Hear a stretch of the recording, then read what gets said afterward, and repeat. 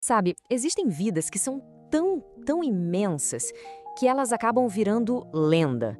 Vidas que redesenham mapas, não só no papel, mas na imaginação de todo mundo. A história de David Livingstone é exatamente uma dessas. Uma jornada que começa numa fábrica escura lá na Escócia e termina, acredite, com o coração dele enterrado debaixo de uma árvore no meio da África. Vamos juntos desvendar essa história. Para a gente ter uma ideia do tamanho da vida dele, é só olhar onde ele foi parar. Enterrado entre reis e santos da Grã-Bretanha. Mas a lápide dele não fala de conquista, não. Fala de fidelidade. A fidelidade daquelas pessoas que o carregaram e a fidelidade dele mesmo a um continente inteiro. Agora pare e pensa nisso por um instante. Que tipo de homem inspira uma lealdade assim tão profunda, a ponto de seus amigos mais próximos fazerem algo tão simbólico e uma jornada tão difícil? Eles separaram o coração dele, deixaram na terra que ele amava e só então começaram na caminhada de quase um ano. É essa pergunta que a gente vai tentar responder. Então, para a gente achar essa resposta, a gente precisa voltar lá pro comecinho, sair da poeira de carvão da Revolução Industrial para ouvir o chamado de um mundo que ninguém conhecia. Olha só o contraste que definiu a vida dele. De um lado, a realidade cinzenta de Blantyre, sabe? O barulho sem fim das máquinas. Do outro, essa imagem quase poética de uma África intocada. Foi um salto não só de um lugar para o outro, mas um salto da imaginação. E o que é mais incrível nessa história é o que ela diz sobre o caráter dele. Pensa bem, com 10 anos, depois de 14 horas de um trabalho brutal, a maioria das crianças só quer desmaiar. Ele não. Ele pegou o primeiro dinheirinho que ganhou e comprou um livro de latim e lia uma linha de cada vez que passava pela máquina. É uma sede de conhecimento que é difícil até de acreditar. Sabe como é, né? O destino às vezes é só um acidente da história. Livingstone estava com tudo pronto para ir para o Oriente. Mas aí, uma guerra a milhares de quilômetros de distância mudou tudo. A porta da China se fechou, mas outra, bem maior, a de um continente inteiro, estava prestes a se abrir. E aí que ele chega na África. Mas olha, o missionário que a gente imagina, ele logo deu lugar a outra coisa. Algo que nem ele mesmo estava esperando. Foram essas palavras que fisgaram ele. A fumaça de 1000 aldeias. É quase uma poesia, né? Uma promessa de propósito numa terra gigante e desconhecida. Foi essa imagem que puxou ele para dentro do continente, para muito além das fronteiras que já conheciam. E aqui a gente descobre uma coisa, uma dualidade na motivação dele. Não era só o trabalho de missionário, não. Tinha uma paixão crua pela exploração, um impulso quase físico mesmo, de querer saber o que tinha depois da próxima colina, da próxima curva do rio. Esse é o grande paradoxo da personalidade dele. Ele tinha uma dificuldade enorme de se dar bem com seus colegas europeus, achava eles limitados, de mente fechada. Mas com os povos africanos era diferente. Ele tinha uma conexão, um respeito genuíno, viajava com pouca gente, tratava os líderes locais de igual para igual. Bom, e é aqui que a história vira lenda.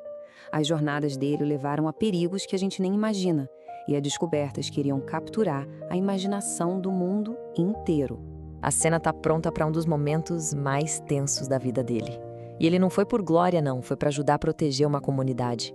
Mal sabia ele que essa decisão ia marcar o corpo e a vida dele para sempre. As palavras são dele mesmo e dão a dimensão do terror, né? Não tem heroísmo aqui, é só a descrição fria de um ataque brutal. Ele chegou a dizer que sentiu uma espécie de torpor, como um sonho, sem dor nem medo, enquanto o leão o chacoalhava. O resultado? Um braço que nunca mais foi o mesmo. Mas foi ali, na fragilidade da recuperação, que a vida dele mudou de novo. Foi nesse momento de vulnerabilidade que ele deu um dos passos mais importantes da sua vida pessoal. E do terror, a gente vai para o sublime. A descrição que ele fez de Mosioatunha, que significa a fumaça que troveja, mostra o poeta que existia dentro do explorador. Ele não viu só uma queda d'água gigantesca, ele viu algo divino, tão lindo que só podia ser coisa de anjos. E aí, ele some, desaparece. Numa época sem nenhuma comunicação instantânea, o silêncio dele por 2 anos no coração da África criou um mito. Os jornais do mundo todo só falavam disso. Será que o homem tinha sido engolido pelo continente que ele tanto amava? E então, o grande momento. A frase toda ensaiada, meio formal demais, se tornou uma das mais famosas da história. O encontro dos dois não foi só uma notícia, foi um evento mundial que transformou Livingstone em um ícone de vez. Mas toda essa fama, toda essa exploração, elas deixam sombras, né? E é aqui que a história do herói fica, bem, mais complicada. A gente precisa olhar para o impacto real de tudo que ele fez. Esse era o plano de mestre dele. Ele realmente acreditava que se o comércio justo e a influência do Ocidente chegassem, eles poderiam acabar com a economia desumana da escravidão. Para ele, era a única forma de curar o que ele chamava de a ferida aberta do mundo.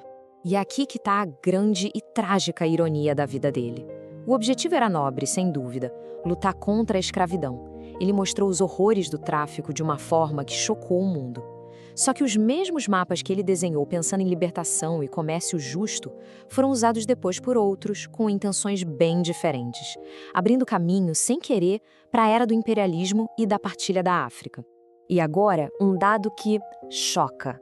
O grande missionário converteu oficialmente só uma pessoa em 30 anos. E essa pessoa, depois de um tempo, voltou para suas crenças antigas.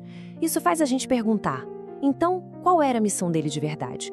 Talvez não fosse contar almas convertidas, mas sim transformar a consciência de um império inteiro. E isso leva a gente pro final. Um final, olha, tão simbólico e poderoso quanto a vida inteira dele. A morte dele foi como a vida, em solo africano, num ato de fé. Mas o que aconteceu depois é o maior testemunho da conexão que ele tinha com aquele povo. Shuma e Suzy fizeram um ritual de um significado profundo. O corpo ia para a Inglaterra, mas o coração, a essência do homem, ia ficar na África. Uma jornada final épica, não de exploração, mas de puro amor e lealdade. Essa inscrição na tumba dele, ela meio que amarra tudo. Uma vida movida por uma certeza que não via fronteiras, nem geográficas nem culturais. A história de Livingstone desafia a gente a pensar no que significa viver por um propósito maior que nós mesmos. E o que a gente está disposto a deixar para trás, seja um corpo ou seja um coração.